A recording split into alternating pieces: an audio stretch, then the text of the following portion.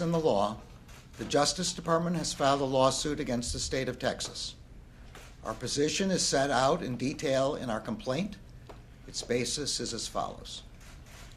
SB 8 bans nearly all abortions in the state after 6 weeks of pregnancy, before many women even know they are pregnant, and months before a pregnancy is viable. It does so even in cases of rape, sexual abuse, or incest. And it further prohibits any effort to aid the doctors who provide pre-viability abortions or the women who seek them. The act is clearly unconstitutional under long-standing Supreme Court precedent. Those precedents hold, in the words of Planned Parenthood versus Casey, that, quote, regardless of whether exceptions are made for particular circumstances, a state may not prohibit any woman from making the ultimate decision to terminate her pregnancy before viability. Texas does not dispute that its statute violates Supreme Court precedent. Instead, the statute includes an unprecedented scheme to, in the Chief Justice's words, quote, insulate the state from responsibility, close quote. It does not rely on the state's executive branch to enforce the law, as is the norm in Texas and everywhere else.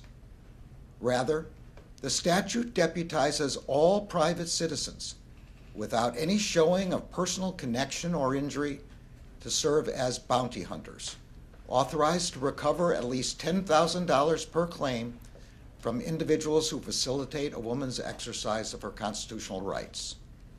The obvious and expressly acknowledged intention of this statutory scheme is to prevent women from exercising their constitutional rights by thwarting judicial review for as long as possible. Thus far, the law has had its intended effect. Because the statute makes it too risky for an abortion clinic to stay open, abortion providers have ceased providing services. This leaves women in Texas unable to exercise their constitutional rights and unable to obtain judicial review at the very moment they need it. This kind of scheme to nullify the Constitution of the United States is one that all Americans, whatever their politics or party, should fear. If it prevails, it may become a model for action in other areas, by other states, and with respect to other constitutional rights and judicial precedents. Nor need one think long or hard to realize the damage that would be done to our society if states were allowed to implement laws that empower any private individual to infringe on another's constitutionally protected rights in this way. The United States has the authority and the responsibility to ensure that no state can deprive individuals of their constitutional rights through a legislative scheme specifically designed to prevent the vindication of those rights. The United States also brings this suit to assert other federal interests that SB 8 unconstitutionally impairs. Among other things, SB 8 conflicts with federal law by prohibiting federal agencies from exercising their authorities and carrying out their responsibilities under federal laws relating to abortion services. It also subjects federal employees and non-governmental partners who implement those laws to civil liability and penalties. Among the federal agencies and programs whose operations the statute unconstitutionally restricts are the Labor Department's Job Corps program, the Defense Department's TRICARE Health program, the Office of Refugee Resettlement, the Bureau of Prisons, the Centers for Medicare and Medicaid Services, and the Office of Personnel Management. The complaint therefore seeks a declaratory judgment that SB 8 is invalid under the Supremacy Clause and the 14th Amendment, is preempted by federal law, and violates the doctrine of intergovernmental immunity. The United States also seeks a permanent and preliminary injunction prohibiting enforcement of the statute against the state of Texas, including against the state's officers, employees and agents, and private parties it has effectively deputized who would bring suit under SB 8.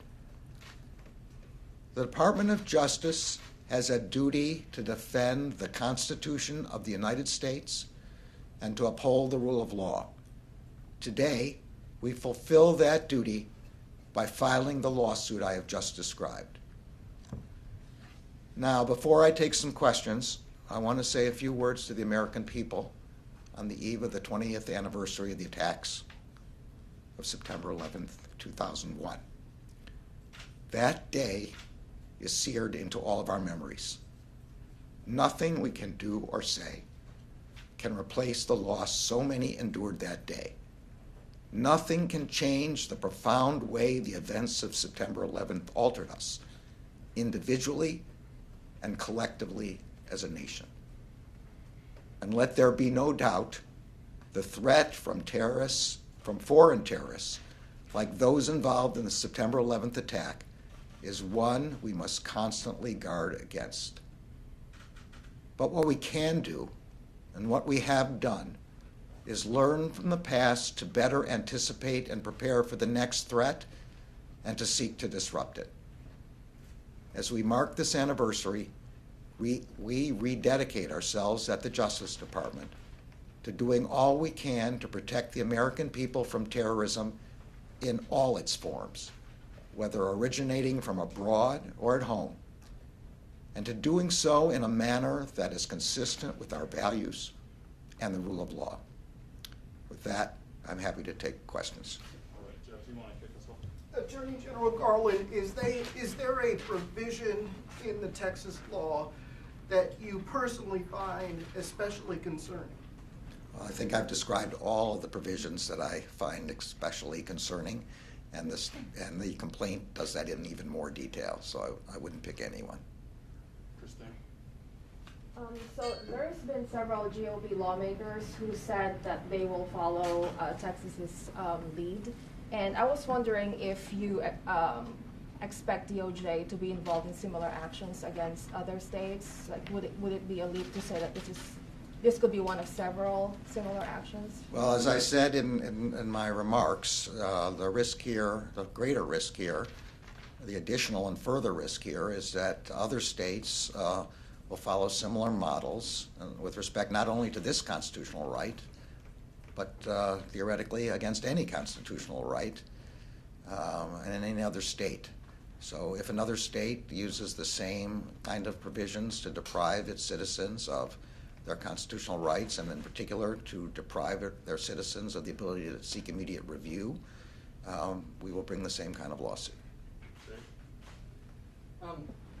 So there had been some pressure, it seems, from Democratic lawmakers on the Hill and anti-abortion groups, and even some could argue from the White House on the Department of Justice to do something about this Texas law. Did you feel any of that pressure? Did that play any role in this? The Department of Justice does not file lawsuits based on pressure.